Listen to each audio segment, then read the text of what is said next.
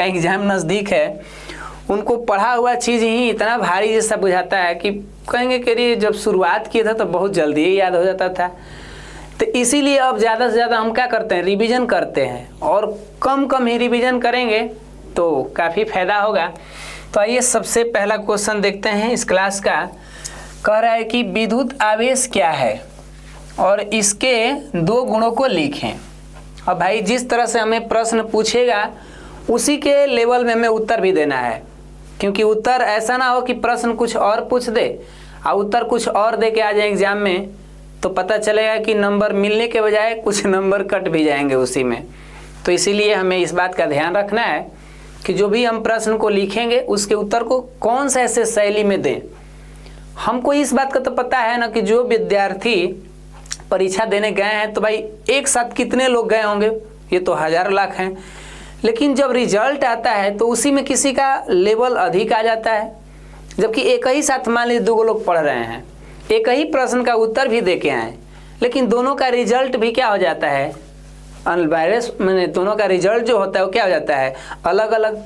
तो हम कह सकते हैं कि कितना पढ़ते हैं ये मायने तो रखता ही है, लेकिन हम कैसे उत्तर देते हैं ये भी मायने अधिक रखता है। तो इसीलिए उत्तर पर थोड़ा हमें ध्यान देना होगा। तो देखिए यहाँ उत्तर क्या है कि विद्युत आवेश एक भौतिक गुण है। ध्यान रखना है कि विद्युत आवेश जो है एक कौन सा गुण है, भौतिक गुण। यानी जो भी पदार्थ होते हैं इसके रासायनिक गुण नहीं है। जैसे हम लोग पढ़ते हैं ना धातुओं के रासायनिक गुण, धातुओं के भौतिक गुण, उसी तरह ये पदार्थ की जो बात हो रही है ये कौन से गुण की बात हो रही है, तो ये उसका भौतिक गुण की बात हो रही है। अब इस गुण के होने से ये क्या कह रहा है कि किसी वस्तु में विद्युत बल उत्पन्न कर सकता है। ध्यान रखिए कि जो आवेश है जिसमें भी रहेगा ना उस वस्तु में ये विद्युत बल भी उत्पन्न कर सकता है, अपने आसपास क्षेत्र भी उत्पन्न कर सकता है, विद्युतीय क्षेत्र कहिए। अगर वो पदार्थ गति में है तो कहीं ना कहीं आवेश गति में आ जाएगा, तो यहाँ चुंबकीय क्षेत्र भी उत्पन्न कर सकता है। तो इसीलिए ध्यान रखना है कि हमारा जो विद्युत आवेश है एक भौतिक गुण है, और वो ये क्या कर सकता है भाई, किसी वस्तु में विद्युत बल उत्पन्न कर सकता है। और साथ में कह रहा है कि यह गुण जो है ना परमाणु के अंदर उपस्थित इलेक्ट्रॉन तथा प्रोटॉन पे पाया जाता है। यानी जो हमारा आवेश है ये गुण तो है भी किया है, लेकिन ये गुण कहाँ रहेगा भाई, तो किसी भी पदार्थ के जो परमाणु होंगे उसके अंदर कौन कौन से कण को दिखा रहा है, तो एक कह रहा है कि हमारा इलेक्ट्रॉन होगा जिस पर ये गुण पाया जाएगा, और एक होगा प्रोटॉन जिस पर ये गुण मौजूद होगा। न्यूट्रॉन पे नहीं, क्योंकि न्यूट्रॉन तो क्या होता है, उदासीन कण होता है, ये तो आप जानते ही हैं। अब कह रहा है कि इसके दो गुण बताइए, तो उस हिसाब से हमें उत्तर में दो गुण भी बताने होंगे। तो आप देख लीजिए इसका दो गुण यहाँ पर भी क्या कह रहा है कि विद्युत आवेश योगात्मक होते हैं। योगात्मक मतलब अब कह रहा है कि दो गुण में से हम कोई भी लिख सकते हैं, लेकिन जो हमारे मन में आए आसानी तरीका से उसी को लिखिए।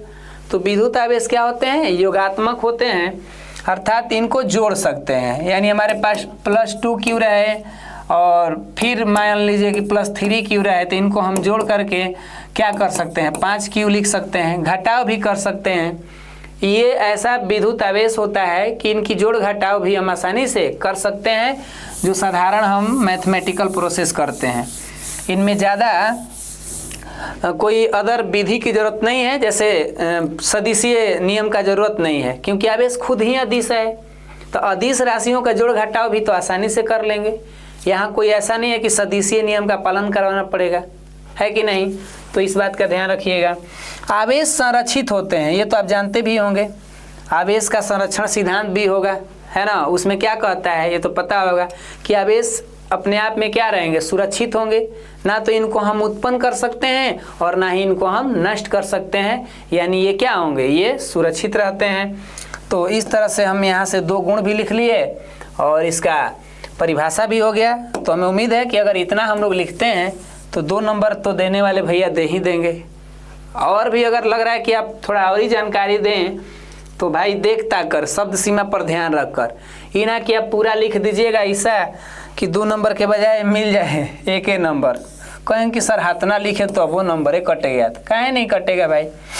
अगला क्वेश्चन देखिए क्या कह रहा है, आवेश संरक्षण सिद्धांत क्या है, यानी आवेश का संरक्षण सिद्धांत क्या है। देखिए तो भाई हमने भी कहा ना आवेश संरक्षण सिद्धांत, ये क्वेश्चन भी पूछे भी गए हैं, इधर ईयर भी दिखा रहा है कि कौन कौन से ईयर में क्वेश्चन आ गया है। तो देखिए आवेश के संरक्षण सिद्धांत क्या कहता है जी। इस सिद्धांत में वही बातें हो रही थी जो अभी हमने बात किया। ये सिद्धांत कहता ही है कि आवेश को न तो उत्पन्न किया जा सकता है, ध्यान रखना, उत्पन्न मतलब ये मत समझिए कि आवेश किसी पदार्थ में उत्पन्न नहीं होगा, नए आवेश नहीं आ सकते इस धरती पर। हमारे आसपास के जितने भी वस्तुएं हैं, जब से ये पृथ्वी बनी है तो इसके साथ ही आवेश मिल गए। पृथ्वी जो भी साइंस के नियम से बनी होगी, हम लोग पढ़े होंगे शायद थोड़ा बहुत, बिग बैंग थ्योरी थी, उस थ्योरी से पृथ्वी बना था, तो कहीं ना कहीं इस पृथ्वी के साथ ही ये मिल चुका है आवेश। अब कोई दूसरे ग्रह से यहाँ आवेश आ नहीं सकता। हाँ, उसमें छुपा रहता है, किसी भी पदार्थ का ये भौतिक गुण है भाई। हम अगर हाथ रगड़ते हैं तो ये आवेश उसी में से निकल के आके दिखेगा। तो ये मत कहिए कि सर ये तो नया आ गया, वो भाई साहब उसी में मौजूद था, बस वो केवल उसका रूप हमें अनुभव कराया। ऐसे तो ये दिखेगा है नहीं, बस हमने अनुभव करने की बात को समझना चाहिए। तो देखिए आवेश को न तो उत्पन्न किया जा सकता है और न ही नष्ट किया जा सकता है, मतलब हम उसे बर्बाद भी नहीं कर सकते हैं। अर्थात आवेश क्या होंगे, ये संरक्षित रहते हैं, यानी इनके भाई जब ऐसा ताकत मिल गया है किसी व्यक्ति को कि ना ही उत्पन्न होगा और ना ही नष्ट होगा, तो लो भैया तुम सुरक्षित रहो, तुमसे ज़्यादा क्या बातचीत करना है ना। और कुछ जानकारी दे दिया जाए, क्योंकि पूछा है सिद्धांत, तो इसमें ये जो आवेश का संरक्षण नियम या सिद्धांत कहिए, ये सार्वत्रिक नियम है। आप जानते हैं यूनिवर्सल लॉ, मतलब ये जरूरी नहीं है कि केवल हमारे ही ग्रह पे लागू हो, ये किसी भी ब्रह्मांड में ये नियम क्या होगा, लागू होगा। ऐसा नहीं है कि केवल कोई निश्चित जगह पे लागू होता है। तो आवेश के संरक्षण सिद्धांत पूरे यूनिवर्स में लागू होगा, इसीलिए सार्वत्रिक नियम है। हाँ, एक चीज़ की आवेश का पुनर्वितरण होता है भाई, अर्थात एक पदार्थ ले दूसरे पदार्थ में ये स्थानांतरित हो जाएंगे। हम लोगों को पता भी है कि अगर दो पदार्थ अलग अलग लिया जाए, दो प्रकृति के, इनके बीच क्या करते हैं, रगड़ कराते हैं, तो आवेश क्या होते हैं, एक पदार्थ से दूसरे पदार्थ में चले भी जाएंगे। हमें ये भी बताया गया कि अगर एक पदार्थ से दूसरे में जाएंगे, मान लीजिए कि ए वाले पदार्थ से छोड़ करके बी में गए, तो जिसमें जाते हैं उसमें इलेक्ट्रॉन की क्या हो जाती है, अधिकता हो जाती है। तो जिसमें इलेक्ट्रॉन की अधिकता हो जाती है वो माइनस में हो जाता है, जिसमें इलेक्ट्रॉन की कमी हो जाती है वो प्लस में हो जाता है। ऐसे ये हमारा क्या हुआ, एक रूप से दूसरे रूप में अपना रूप तो अलग हो जाएगा ना, गलती हो जाएगा, स्थान बदल ले रहा है, रूप बदलेगा तो रूपांतरण हो जाएगा। ये रूपांतरण नहीं हो सकता आवेश, ध्यान रखना है। ये वर्ड जो है स्थानांतरण लग सकता है, एक होता है रूपांतरण, एक होता है स्थानांतरण। तो हम मिस्टेक कर रहे थे, रूपांतरण ऊर्जा कर सकता है, रूपांतरण क्या कर सकता है, ऊर्जा, यानी जैसे विद्युत है तो वो प्रकाश ऊर्जा दे दिया, लेकिन आवेश के साथ ऐसा नहीं है। आवेश केवल स्थान बदल सकता है, रूप नहीं बदल सकता। समझ रहे हैं ना, ये ना कि भूत से ये मान लीजिए कि दूसरा इंसान बन जाएगा, ऐसा बात नहीं है। देखिए अगला क्वेश्चन कर रहा है कि आवेश के आयतन घनत्व की परिभाषा दें एवं इसका SI मात्रक को भी लिख डालिए। आवेश का आयतन घनत्व हम लोग पढ़े होंगे ना, आवेश का वितरण, आवेश के वितरण में याद आ रहा है क्या, रेखीय आवेश घनत्व, आयतनिक आवेश, पृष्ठीय आवेश, ये कुल पढ़े होंगे थोड़ा बहुत। तो इसी में से क्वेश्चन आ गया है हमारा, क्या, आवेश के आयतन घनत्व की परिभाषा देना है। तो ध्यान रखिए, जब आयतन लग गया, क्या लग गया जी, आयतन, तो अब आवेश आयतन के रूप में बट रहा है, यानी लंबाई चौड़ाई ऊंचाई, लंबाई चौड़ाई ऊंचाई, यानी अगर एक घनाभ बनाए या घन बनाए तो इसमें ये तीनों बात हो जाएगी। यानी जब हम आवेश को दें तो इसके हर पार्ट्स पे क्या हो जाए, इसके हर एंगल पे बंट जाए। समझ में आ रही है। तो इस तरीक़े से ये जो बंट रहा है ये क्या बता रहा है कि हम भैया लंबाई में बंट रहे हैं, चौड़ाई में बंट रहे हैं, ऊंचाई में बंट रहे हैं। तो इसको हम क्या कहेंगे, आवेश का आयतन घनत्व ना, यानी कि प्रति एकांक आयतन में, प्रति एकांक आयतन में वितरित आवेश की मात्रा को आयतनिक आवेश घनत्व कहते हैं। ध्यान रखिए कि प्रति एकांक आयतन, जितने भी आयतन है उसमें बटेगा ही, लंबाई चौड़ाई ऊंचाई जो भी है उसमें बटेगा, तो वही कहलाएगा क्या, हमारा आयतन, यानी वही आयतनिक भी कहीं कहीं लिखता है।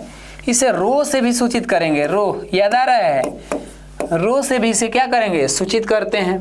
ध्यान रखिए एगो रो वहाँ पर भी प्रतिरोधकता में भी होता है, तो कन्फ्यूजन में हो जाएगी सर प्रतिरोधकता का रो और इसका रो में क्या है। तो भाई जैसा क्वेश्चन दिया हम वहाँ पर इस बात को कह देंगे।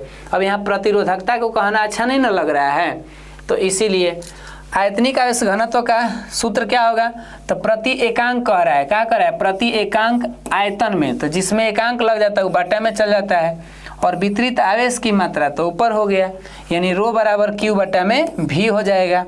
और यहाँ से निकालना होगा इसका क्या मात्रक, तो आप देखिए इसका मात्रक भी बता सकते हैं। यहाँ पर क्या है, आवेश का मात्रक क्या होते हैं, कूलम होते हैं ना, तो कूलम लिखाइए गया, और बटा में क्या हो जाएगा, इसका आयतन है तो मीटर क्यू, क्योंकि लंबाई गुणे चौड़ाई गुणे ऊंचाई, तो मीटर क्यू। तो इस तरह से कूलम प्रति मीटर क्यू। कहीं कहीं ऐसा ना लिख करके कोई ऐसे लिख देगा कूलम इंटू मीटर के पावर -3, तो उसमें भी कोई टेंशन नहीं है। तो उस प्रश्न का उत्तर अगर इतना लिखा जाए तो उम्मीद है कि यहाँ से हमें 2 नंबर मिल जाएंगे, छूटेंगे नहीं, आप टेंशन में मत लीजिए, इतना तो करिए कम से कम। रिवीजन में हम लोग ज़्यादा क्या बात कर सकते हैं, है कि नहीं जी। कूलम के नियम की सीमाएं क्या है, देखिए कूलम के नियम की सीमाएं, लिमिटेशन क्या है, या ये भी कह सकता है कि कूलम के नियम का महत्व क्या है। क्वेश्चन अब कैसे पूछेगा अब हमको भैया नहीं पता, ऐसे पूछा हुआ है तो देख लीजिए। तो कूलम के नियम की सीमाएं आप समझ लीजिए निम्न है। अब 2 नंबर के दिया है तो 3-4 को लिख दीजिए, तीनों को लिखिएगा तो कम है। देखिए यह 2 स्थिर बिंदु, हाँ स्थिर लगना चाहिए ना, तो गति में आएगा तो नहीं लागू होगा, ये खिसिया जाएगा कूलम का नियम, गति में आएगा तो ना। यह 2 स्थिर बिंदु आवेशों के लिए लागू होता है। कूलम का नियम कहता है कि भैया हमारा आवेश स्थिर हो और 2 गो बिंदु रहेगा, तो उसके लिए हम बढ़िया से लागू हो जाएंगे, मेरा कोई टेंशन नहीं है। कूलम के नियम से ही पता चलता है कि किसी परमाणु में जो हमारा इलेक्ट्रॉन है वो नाभिक के साथ कैसे बंधे होते हैं। ऐसे तो इलेक्ट्रॉन गति करता है, इस बात का मानते हैं, लेकिन उनके बीच कौन ऐसा दोस्ती हो जाता है कि वो नाभिक के साथ बंध के आराम से मस्त गति करते रहेंगे। न तो इलेक्ट्रॉन नाभिक के जगह छोड़कर चल देगा किसी दूसरे घर में, तो मार झगड़ा वाली नौबत आ जाएगी। तो इस बात का ध्यान रखना है कि जो हमारे इलेक्ट्रॉन है वो परमाणु के साथ जैसे भी दोस्ती बनाए हैं, नाभिक के साथ उनकी जो भी चल रही है क्रिया, वो बताने वाला बल है क्या, कूलम के नियम कहें या कूलम बल कहें। समझ में आ रहा है ना, विद्युतीय बल याद आ रहा है बल, तो इसीलिए बल की बात हो रही है।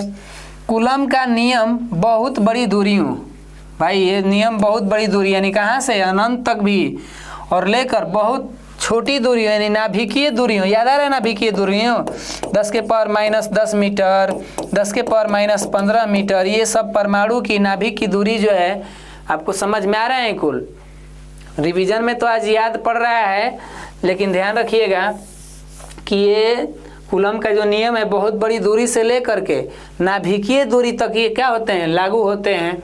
तो इस तरह से अगर देखा जाए तो 2 भी लिखेंगे तो 2 का 3 को लिखवा दिया ना, अब आपका इच्छा जो वो आप एग्जाम में लिख के आए, लेकिन इस तरह का आंसर देते हैं अगर हम, तो 2 नंबर तो मिलना हमारे लिए बिल्कुल गर्व की बात होगा, यहाँ से हमें मिल जाएगा, ठीक है ना। ज़्यादा चिंता नहीं करनी है, नहीं तो फिर टेंशन हो जाएगा हम लोगों को। ये क्या कह रहा है क्वेश्चन जी, ये कह रहा है कि विद्युत द्विध्रुव आघूर्ण क्या है, इसका एसआई मात्रक को लिखिए। विद्युत द्विध्रुव आघूर्ण क्या है, इसका एसआई मात्रक को लिख दीजिए। थोड़ा आप लोग सोच रहे होंगे सर आप जल्दीबाजी में कुछ लग रहे हैं, लेकिन ये रिवीजन हो रहा है, तो रिवीजन में हम ज़्यादा समय क्यों देंगे। आप देख ही रहे हैं रिवीजन का मतलब भी होता है थोड़ा सा तो फास्ट होता है ना, तो ज़्यादा डिटेल में जाएंगे, गहराई में जाएंगे, तो फिर रिवीजन का नाम ही क्यों रखेंगे हम लोग ना। तो बहुत सारा इसमें ऐसी बातें हैं कि अगर हम बताने लगे तो ये कई गो बात पर ज़्यादा सा समय लग जाएगा, है ना।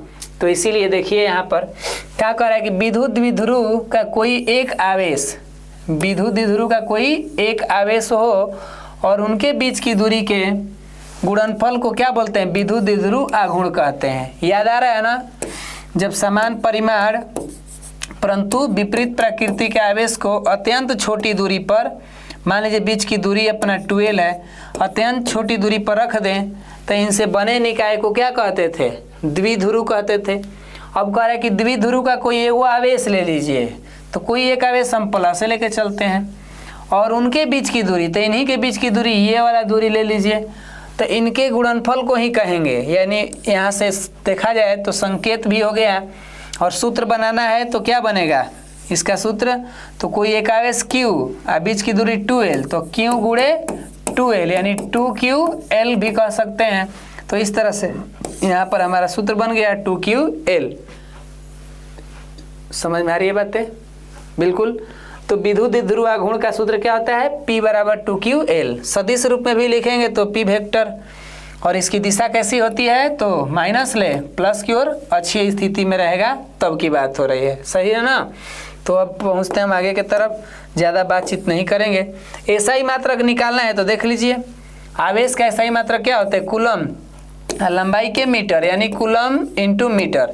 कुछ लोग सेंटीमीटर कह देते हैं, यहाँ पर थोड़ा गड़बड़ी हो जाएगा, लेकिन याद रखिए द्विध्रुव आघूर्ण अगर उनके बीच के दूरी के गुणनफल, तो दूरी यो समझ लीजिए दूरी का मात्रक मीटर होता है, लेकिन सेंटीमीटर थोड़ा अजीब लग रहा है, गलती हो जाएगा, आप कूलम मीटर कहिएगा, ठीक है ना। आप लोग इतने समझदार होते हुए भी पता ना कैसे कैसे हीरो बन जाते हैं। एगो हम है तनी मनी पे काम चल जाता है, जो भी है। ये देखिए क्या कह रहा है, कह रहा है कि विद्युत क्षेत्र रेखाएं क्या है, इसके दो के माने इसमें जो भी है दो गुण को क्या कर देना है, लिख देना है। विद्युत क्षेत्र रेखाएं क्या होती हैं, इनके दो गुण बता देना है। तो हमको पता है कि ये जो विद्युत क्षेत्र रेखाएं होती हैं ये क्या होती हैं भाई, एक काल्पनिक वक्र पथ की बात करता है। हम जानते हैं जो पथ होता है एक सीधे रेखा में होता है, एक वक्र कर्व टाइप का पथ होता है। तो ये जो रेखाएं हैं ये क्या कह रहा है जी, कि विद्युत क्षेत्र रेखाएं एक काल्पनिक वक्र पथ होता है। ध्यान रखना है कि ये इमेजिनेशन करता है ऐसे, और कर्व जैसा ये पथ होगा। इस पथ का काम क्या है, ये विद्युत क्षेत्र की दिशा को प्रदर्शित करता है। जो भी विद्युत क्षेत्र उत्पन्न होता है ना किसी आवेश के चारों ओर का वह क्षेत्र, जो कि हम किसी दूसरे आवेश के द्वारा क्या करते हैं, आकर्षण प्रतिकर्षण का अनुभव कराते थे, तो उन्हीं को ये क्या करता था, दिशा बताता था। तो विद्युत क्षेत्र रेखाएं खुद में एक काल्पनिक वक्र पथ होंगी जो कि विद्युत क्षेत्र की दिशा को प्रदर्शित करती हैं। और कभी कभी विद्युत क्षेत्र रेखाओं को विद्युत बल रेखाएं भी कह देते हैं, इसका दूसरा नाम भी कह सकते हैं। अब हमसे क्वेश्चन में कह रहा है कि सर ये तो दो गुण भी बताना है। परिभाषा क्लियर है ना, कि विद्युत क्षेत्र रेखाएं एक काल्पनिक वक्र पथ होती हैं जो विद्युत क्षेत्र की दिशा को प्रदर्शित करती हैं। कहीं कहीं हम इन्हें विद्युत बल रेखाएं भी कह देते हैं। क्लियर ना? अब आइए कि इनकी क्या बात हो रही है, ये विद्युत क्षेत्र रेखाओं की गुण का। तो विद्युत क्षेत्र रेखाएं जो होती हैं ये उत्पत्ति होती है धन आवेश से। कैसे होती हैं, धन आवेश, यानी ये हमारा प्लस आवेश है, तो यहाँ से इनकी उत्पत्ति को दिखा दी जाती है कि इन्हीं से उत्पन्न हो रहे हैं। समझ में आ रही है ना बातें? ऐसा एक छोटा सा चित्र भी दिखा सकते हैं अगर आपके पास यहाँ जगह मिलेगा तो। दूसरी कह रहा है कि विद्युत क्षेत्र रेखाओं की समाप्ति ऋण आवेश पे होती है।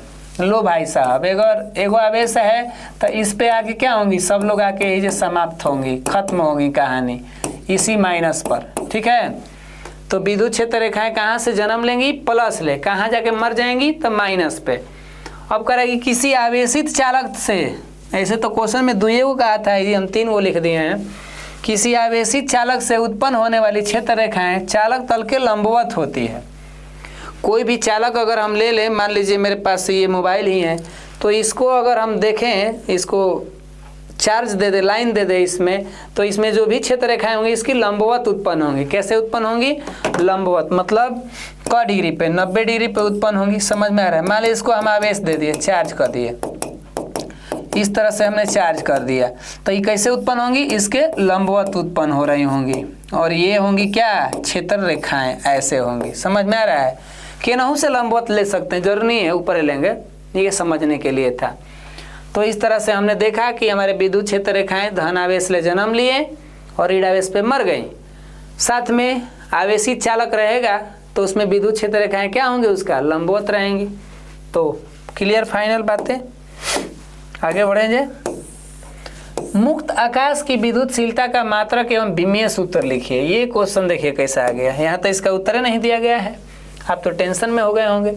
तो मुक्त आकाश के लिए हम क्या होता है, पहले इसका संकेत बताइए। मुक्त आकाश की विद्युतशीलता, विद्युतशीलता वही है ना, इप्सिलॉन नॉट, याद आ रहा है ना, इप्सिलॉन नॉट। तो इप्सिलॉन नॉट का संबंध दिखता कहाँ है भाई, तो ये तो कूलम बल में दिखता है 1/4 pi epsilon not into Q1 into Q2 बटा में R², यहाँ से दिखता है। ठीक है, तो हमको यहाँ से इप्सिलॉन नॉट अकेले करेंगे तबे ना मात्रक और विमीय सूत्र लाएंगे। ऐसे याद कर लेंगे रट लेंगे वो अलग बात है, लेकिन लाने की तरीका पता रहेगा तो 1-2 मिनट लेके ला देंगे हम लोग समय। तो इसका गुणा ऊपर से इसका गुणा यहाँ से कर दीजिए, और गुणा करने के बाद देखिए ऐसे F बराबर Q1 इंटू Q2 बटा में 4 पाई इप्सिलॉन नॉट इंटू R²। इसको ले आइए इधर, समझ में आ रहा है ना। तो कितना हो जाएगा F गुणे 4 पाई इप्सिलॉन नॉट इंटू R² बराबर Q1 इंटू Q2। यहाँ से इप्सिलॉन नॉट को अकेले करेंगे तो टोटल गुणा में है, सब गुणा में है, सब चल जाएगा भागा में। तो इप्सिलॉन नॉट बराबर कितना Q1 इंटू Q2 बटा में कितना हो जाएगा, इसको कर दिएगा कितना बोल दीजिए। तो F गुणे 4 पाई गुणे R², क्योंकि इसको अकेले करना था तो अकेले कर दिए। अब आइए मात्रक रखना है, क्या रखना है मात्रक। तो बोलिए कूलम का कूलम हो जाएगा इसका, अब इसका कूलम ये हो कूलम, तो कूलम स्क्वायर हो गया। समझ में आ रही है बातें, 2 ऊपर कूलम है, इसका भी C इसका भी C, तो दोनों के मिल के C² हो गया। नीचे बल का न्यूटन हो गया। ये 4 पाई अपने आप में एक नियतांक एक अंक जुड़ा हुआ है तो छोड़ दीजिए, इसका तो कुछ नहीं होगा। R मतलब मीटर, स्क्वायर है तो मीटर स्क्वायर, यानी कूलम्ब स्क्वायर प्रति न्यूटन मीटर स्क्वायर। इस तरह से इसका क्या बन गया मात्रक बन गया। समझ में आ रहा है। कहीं कहीं मात्रक इस तरह से ना देके क्या लिख देता है फैराडे प्रति मीटर भी लिख देता है, या फैराडे मीटर इनवर्स भी लिख देता है। तो जो आपको देखने में लगे समझने में लगे आप कैसा लिखिए। तो सर उत्तर कैसे लिखेंगे, ऐसे उत्तर लिखेंगे। अब हम भी यही ना सोच रहे हैं कि उत्तर कैसे लिखेंगे, तो ये आपके ऊपर है। डायरेक्ट आप लिखेंगे कि विद्युतशीलता का मात्रक फैराडे मीटर इनवर्स और विमीय सूत्र इतना, तो अब आपकी इच्छा। अगर बना देते हैं ऐसे तो हमें लग रहा है कि कोई कहेगा कि वाह भाई बनाए हैं, 2 नंबर लायक आपका जगह भी इसमें लग गया है तो अच्छा रहेगा। साथ में इसका विमीय सूत्र लिखना है, तो कितना था कूलम्ब स्क्वायर प्रति न्यूटन मीटर स्क्वायर। एजे से विमीय सूत्र ला दीजिए, तो कूलम्ब का क्या होता है AT, स्क्वायर है तो स्क्वायर प्रति न्यूटन का MLT के पावर -2 है ना, न्यूटन का होता है इतना, और मीटर स्क्वायर मतलब क्या L का स्क्वायर। अभी बटा में है तो इसको ले जाइए ऊपर, तो ले जाने से कितना बन जाएगा बोलिए, ये AT² में A² T² हो गया। जितने भी बटा वाले हैं ऊपर जाएंगे तो इनका पावर चेंज हो जाएगा बिल्कुल। तो M का पावर हो जाएगा कितना -1, क्योंकि ये भी प्लस है। अब हेजी है L है, यहाँ L है तो LQ हो गया होगा। आई ऊपर जाएगा तो L के पावर कितना हो जाएगा -Q। फिर T यहाँ पर माइनस में है, ऊपर जाएगा तो T क्या हो जाएगा प्लस में। तो इस तरह से अगर देखा जाए तो कुछ चेंज कर लिया जाए, सीधा भी कर लिया जाए तो M के पावर -1, L के पावर -3 और उसके बाद T के पावर 4 और A के पावर स्क्वायर में, यानी कि M इनवर्स L के पावर -3 T के पावर 4 A²। इस तरह से इसका क्या बन गया विमीय सूत्र। ट्रिक याद रखना है तो आप रख सकते हैं, ट्रिक याद इसको मलता, क्या याद रख सकते हैं मलता, मलता समझ रहे हैं MLTA मलता ऐसे। और कितना 1342, कितना जी 1342, क्योंकि 13 यहाँ है 42 यहाँ है, तो -13 + 42। समझने के लिए ये हम ऐसे लिखिएगा मत आप लोग, ये समझने के लिए ऐसे लिख दिए हैं। तो बताइए इस तरीक़ा से हम लोग यहाँ पर लगभग 7 क्वेश्चन का रिवीजन किए, और भी रिवीजन करेंगे हम लोग। एक ही क्लास में हमको नहीं करना है, भूत नहीं बनना हम लोगों को, क्योंकि एग्ज़ाम जब नज़दीक आता है तो थोड़ा सा हमें अपने आप को क्या देना होगा भाई, ध्यान रखना होगा अपने शरीर का। ऐसा ना हो कि भूत बने रहें। पढ़ाई किए हैं ना, पीछे मेहनत किए हैं ना, अब रिवीजन पे ज़्यादा ध्यान देना है। जितना करेंगे रिवीजन उतना ही अच्छा आएगा डिवीज़न। तो अगर ये क्लास आप लोगों को अच्छा लग रहा है तो एक बार कमेंट कीजिएगा कि ये रिवीजन बढ़िया से चल रहा है आपका, तो आगे भी हम रिवीजन का क्लास लेंगे। एक बार कमेंट जरूर करिएगा। हमें उम्मीद है कि आज के रिवीजन का क्लास आपको अच्छा लगा होगा। तो चलिए मिलते हैं आने वाले क्लास में। आप सभी लोग मस्त रहिए, स्वस्थ रहिए। जय हिंद, जय भारत।